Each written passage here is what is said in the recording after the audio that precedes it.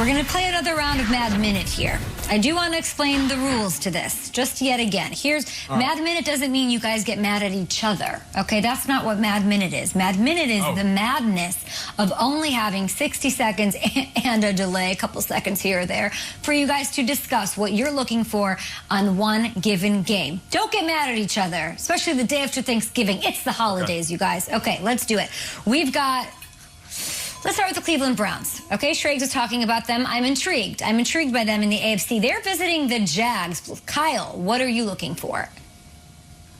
I don't get mad at these guys. It makes me happy to bust their chops. It's fun. I'm looking at this answer to this question. How good is Baker Mayfield? Is he really good? I don't know. Could the Browns be doing what they're doing in that running game with Case Keenum at quarterback? I know Baker was really good against Cincinnati, but they got to figure out after this season they're going to pick up his fifth-year option. Where they're going to go with him? I want to see a Baker game. I want to see a 27-for-31 game out of Baker. Enough with these running backs. I got another question. How good are the running backs? I went on Twitter and I said that this is the best backfield in all of football, the best duo in all of football. And people went crazy. Nate, you're out of your mind. Are you ridiculous? Kareem Hunt and Nick Chubb, he just got back on the field. And I'm thinking to myself, are they paying attention? Because name another backfield. I think these guys are going to carry this team into the playoffs. The Buccaneers, the Bears, the Cardinals, the Raiders, and now the Jaguars. Mike Glennon is starting for Jacksonville in the 1-0 Jaguars here. It is some football life Mike Glennon has had, and now is another chapter. I don't know if we could celebrate it or just shake our heads, but Mike Glennon will be under center Sunday for an NFL team. I love that. I got one for you, Schrags. A little trivia action, since you brought that to us in the earlier segment. The Browns' last win over the Jags came back in the year 2011. I'd like you to tell me who is the Browns' starting quarterback then. Seneca Colt McCoy. Colt McCoy is right, Traeger. I knew you were going to get that one right. Okay, next. The Saints are trying to get their 8th win in a row. They've got 7 straight W's. They visit the Broncos. What should we watch for in this game, Nate? It's just like Thanksgiving yesterday. I want to taste some of this, taste some of that. Hey. I'm going to definitely taste some of this. Taysom Hill. He can do it all, right? He'll give you a sample of everything, right? He's going to give you some game at quarterback. We'll see if he's going to catch a ball in this one. Maybe put Jameson at QB and let him be a wide receiver. Taysom Hill, it was an experiment. It was a successful backup quarterback coming in and doing his job. I'm looking forward to seeing him do more. And look, again, I don't like bringing up these things as negative stuff, but the Broncos had a positive test this morning. Their facility shut down. Now they got to prepare for Taysom Hill remotely. Vic Fangio already said if this guy plays like he did last week, he's already up there with Archie Manning and Drew Brees for best Saints quarterbacks of all time. This is a tough uphill battle for the Broncos. Even if they're home, even if they're coming up against a win, Sean Payton, he doesn't suffer any fools. Expect the unexpected. I don't know what we're going to get from Taysom, but I know it's not what we're going to expect. Last week, it was the first game of Alvin Kamara's career in which he did not have a reception. That's a weird stat and a weird offense. We don't know what we're going to get. Wow. The one to tune in for. Don't miss the Saints right now. Yeah, the first time in over 50 games played, he didn't have a catch. What a weird stat this is. The Broncos are 9-2 all time against the Saints. Weird. Okay, next, a game we all had circled on our calendar. Mahomes and the Chiefs, Brady, Buccaneers, Schrags, go. This is cool. It's Nance and Romo on the call. Everyone's going to be on the couch watching, and it's Brady versus Mahomes. But it also is a test of wits here because the Chiefs' defense, the quiet secret, hasn't been great the last few weeks, and they almost lost to the Raiders. I think Brady's got a shot in this one. I don't think this is make or break for Tampa. It's a long season, but I do think if they lose this game, you start having some doubts in your mind whether this is really the year for us to do it, even with all this collection of talent.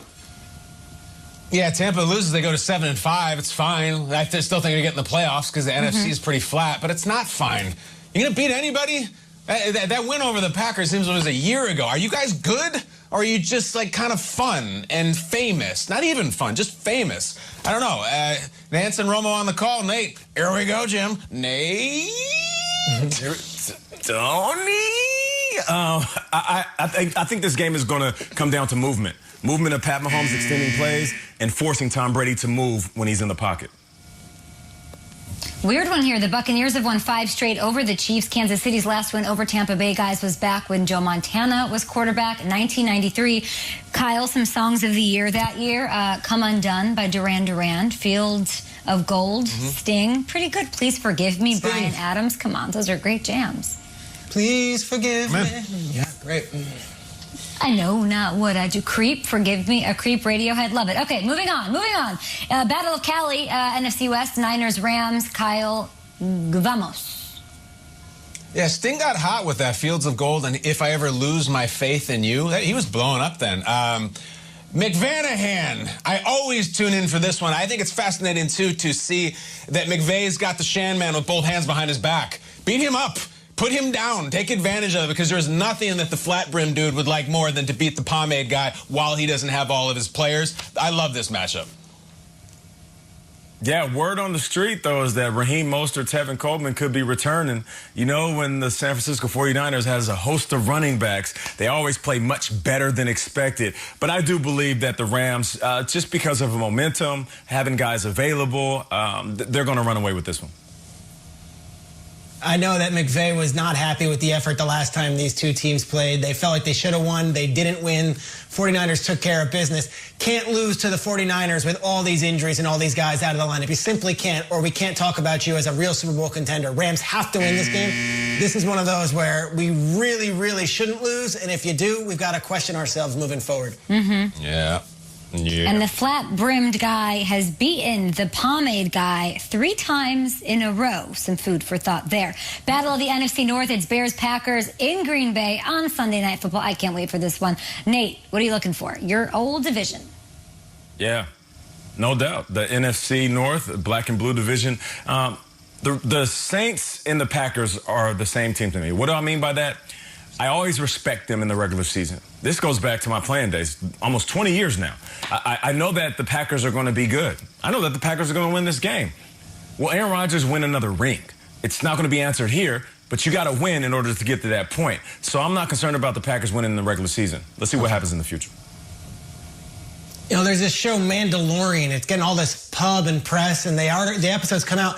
I'm going to do a spoiler alert right now. I'm going to tell you how this latest episode starts and ends. No, Peter, shut up. Crazy. No. Don't do That's it. how I feel about this Sunday night game.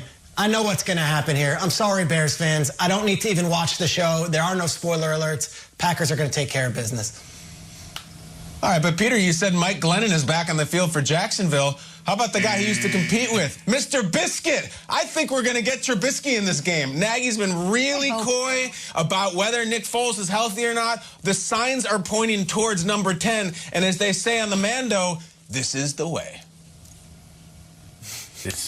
Big David Montgomery game in store. The Packers have won 7 of their last 8 against those Bears. Okay, undefeated Steelers. They are hopefully hosting the Ravens. Rescheduled Thanksgiving Day matchup. Lamar Jackson, of course, on the COVID-19 reserve list. Not the only player. We'll have all that information for you right here on NFL Network leading up to kickoff, of course, on Sunday. Schrags, what are you looking for in this game? Are they going to play this game? Is it safe enough to play this game? You know, the Ravens have a 67-year-old offensive line coach. Are we really getting on a plane and going to Pittsburgh? Are we driving buses there? And what is going to happen if Lamar can't play and Trace McSorley can't play, and now you've got Robert Griffin and no other quarterbacks on the lineup? I don't know what to make of this. And this is bigger than football. And Steelers fans, you can be upset all you want. Sorry, it's 2020. This is just what it is. Yeah, Steelers fans upset, Steelers players upset, and I understand it. Uh-oh, Nate, it happened again. We're not having our best day on the home show. Thank God, back in studio next week, God willing. I understand the frustration, what happened to them early in the season with Tennessee, what's happening now. It's ridiculous, especially when you hear what went down with Baltimore that might have led to this with the strength coach. Listen, if he keeps getting messed and you keep having to miss in these games and they have to forfeit a game, I wouldn't shed any tears for him. Didn't mean to step all over you, Kyle, but listen, if the Ravens can't play their superstars, Steelers need to step all over them. I'm not being insensitive to what's going on surrounding COVID-19, but if you step on that field in between those white lines, all's fair in love in football. Steelers, if you play ball, I don't care who you're going up against. Go ahead and keep the streak going. Get to 11-0. Well said. You highlighted a couple of those guys, T.J. Watt and Minkah Fitzpatrick, who should be leading the way for them on defense.